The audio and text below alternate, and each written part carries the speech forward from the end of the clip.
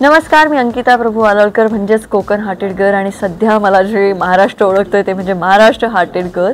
आणि big boss Marathi season 5 मध्ये मी 70 दिवसांचा जो प्रवास केलाय तो तुम्हा सगळ्यांच्या प्रेमामुळे शक्य झालाय। त्यामुळे खूप खूप धन्यवाद तुम्ही सगळ्यांनी मला जे प्रेम दिलं त्यासाठी। नक्कीच मी म्हणेन की माझ्यासाठी ही जर्नी लाईफ चेंजिंग होती, कारण खूप काही शिकायलाही मिळालं, खूप रडले मी आतमध्ये, खूप धडपडले आतमध्ये आणि बऱ्याच गोष्टी केल्यात। आणि मोबाईल नव्हता माझ्याकडे, मोबाईल शिवाय मी राहिले, सो खूप काही शिकून आले मी।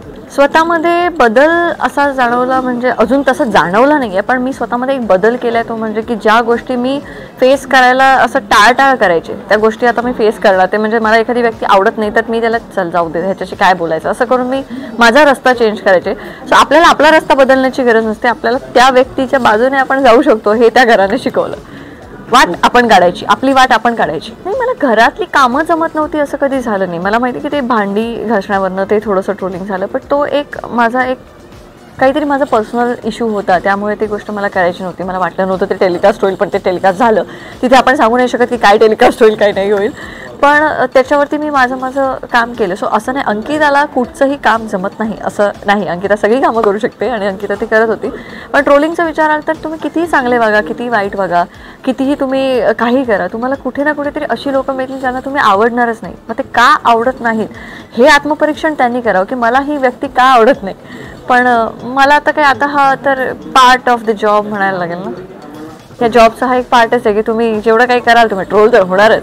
ऑफकोर्स मी स्वतःला टॉप 2 पर्यंत बघत होते, मी स्वतःला विनर म्हणून पण बघत होते, पण मला महाराष्ट्राने जे प्रेम दिलं ते मी कमी दिलं असं मी अजिबात म्हणणार नाही। त्यांनी खूप दिलं प्रेम, कारण आता मला एवढे मेसेजेस येतात, खूप वोट केले होते, एवढं कसं तू वोटमुळे हरलीच नाही आहेस वगैरे, तर असं काही नाही आहे। महाराष्ट्राने जे सूरजसाठी प्रेम दिले ते खरंच खूप जास्त आहे आणि त्या प्रेमाची आपण सगळ्यांनीच व्हॅल्यू ठेवली पाहिजे। सूरज जिंकलाय, आज सूरजचं आयुष्य बदलणार आहे। सो एका मुलाचं आयुष्य बदलते आणि तुम्हा सगळ्यांचं प्रेम तर माझ्याकडे आहेच आणि मी त्या प्रेमाने माझं आयुष्य नक्कीच बदलू शकते। त्यामुळे आपण सूरजला शुभेच्छा देऊया आणि सूरजच्या ह्या यशामध्ये आपण सुद्धा सहभागी होऊ। खरं सांगू तर मी असं काही ठरवलेलं नाही की मी ह्याला भेटणारच नाही किंवा ह्याच्याशी मी बोलणारच नाही, पण काही सदस्य असे आहेत की ज्यांच्याशी माझं तेवढं काही फारसं असं जमलं नाही की बाबा पुढे जाऊन यांच्याशी मी भेटेन आणि आपण काहीतरी एकत्र वेगळं करूया किंवा आपण भेटत राहूया महिन्यातनं एकदा वगैरे, असं काही नाही आहे। त्यातल्या त्यात आता म्हणाल तर आमची जो बी ग्रुप होता त्याच्यामध्ये DP दादांसोबत माझं रिलेशन वेगळं आहे। सो ते कधीही कोकणात जाताना वाटेत कोल्हापूरमध्ये मी स्टॉप घेऊ शकते। आता पॅडी दादा आहे, तर पॅडी दादांना मी सांगितलं की त्यांच्या मुलीसोबत मला काहीतरी काम करायचं आहे, छान आम्ही एकत्र काम करू शकतो। सो ते असं भेटणं होत राहील, पण कामात आम्ही एवढे व्यस्त असतो ना की आम्ही आमच्या घरच्यांना वेळ देऊ शकत नाही। सो इथे मी कमिटच करू शकत नाही की मी कोणाला किती वेळ देईन किंवा कसेल, पण कॉन्टॅक्ट माझा सगळ्यांशी असेल आणि मी सगळ्यांशी नक्कीच बोलेन। घरात फेक कोण वागायचं असं तुला वाटायचं?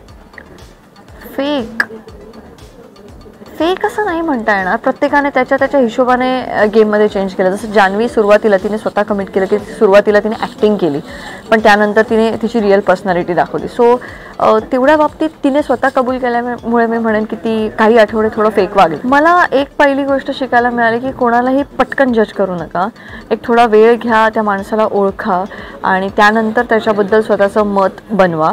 आणि दुसरी महत्त्वाची गोष्ट म्हणजे की अपमान पचवायला शिका, ते खूप आयुष्यात गरजेचं आहे। अपमान तुम्ही जेव्हा पचवायला शिकता ना, मनाला लावून नाही घ्यायचं की कोणी तुम्हाला म्हटलं की अरे तू तर मूर्ख आहेस, तर त्याला विचारायचं की तू मला मूर्ख का म्हणाला, त्यापेक्षा त्याच्यावरती no reaction is a best reaction. कारण तुम्ही स्वतःला मूर्ख समजता का? जेव्हा तुम्ही मूर्ख समजतच नाही तर तुम्ही रिॲक्ट का करताय त्या गोष्टीवरती? सो हे वागायला मला त्या घराने शिकवलं। त्या भेटीबद्दल काय विचारूच नको, ती अशी भेट होती की म्हटलं की फायनली मी आले बाहेर, कारण मी एक वेगळ्या ह्याच्यात आतमध्ये गेले होते, कारण आमचं लग्नाचं प्लॅनिंग चालू होतं आणि ते मध्येच टाकून मी बिग बॉसमध्ये गेले होते। बाहेर आल्यानंतर त्याने मला एवढंच सांगितलं की ट्रॉफी नाही जिंकली आहेस, पण महाराष्ट्राची मनं जिंकली आहेस। आज महाराष्ट्रातले बरेच जण म्हणतात की सून हवी तर अशी, तर आपण आता लवकर लग्न करूया असं त्याचं म्हणणं होतं। तर मी सगळ्या प्रेक्षकांना सांगते की मी असं काही नाही आहे की मी लपवते, पण मी लवकरच तुमच्यासमोर कोकण हार्टेड बॉय जो आहे तो घेऊन येईन आणि मी फेब्रुवारीच्या आत लग्न करते। तुम्हाला सगळ्यांना लवकरच मी सांगेन।